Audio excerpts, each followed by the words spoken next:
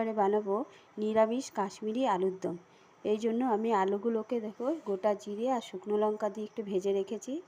আর এই কাশ্মীরি আলুর দমের সাথে থাকবে দই পরোটা। তাহলে চলো বন্ধুরা ভিডিওটা দেখতে থাকো।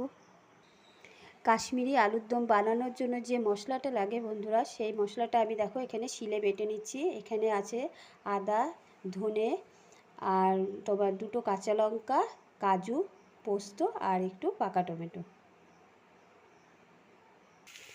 এবার দেখো যে মশলাটা আমি বেটে রেখেছিলাম, মশলাটা কষিয়ে নিয়ে তার মধ্যে ভেজে রাখা আলুগুলোকে দিয়ে আবার একটু কষিয়ে নিচ্ছি। এবার এর মধ্যে দিয়ে দেবো স্বাদ মতো নুন, দিয়ে দেবো হলুদ গুঁড়ো আর দিয়ে দেবো সামান্য একটু চিনি। সবশেষে দেবো একটু কাশ্মীরি লঙ্কার গুঁড়ো। এবার দেখো সব মশলা একসাথে দিয়ে আমি আবার ভালো করে একটু কষিয়ে নিয়েছি। তারপর এর মধ্যে দিয়ে দিয়েছি উষ্ণ গরম জল। এবার দেখো বন্ধুরা আলুর দমটা কিন্তু আমার প্রায় হয়ে এসছে। প্রায় কি দেখো আলুটাও ভালোভাবে সিদ্ধ হয়ে গেছে। এবার এর মধ্যে দিয়ে দেবো আমি একটু ধনেপাতা কুচি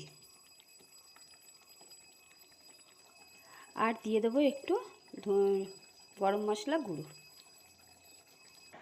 তাহলে দেখো বন্ধুরা পুরোপুরি তৈরি হয়ে গেছে আজকের রেসিপি নিরামিষ কাশ্মীরি আলুর দম।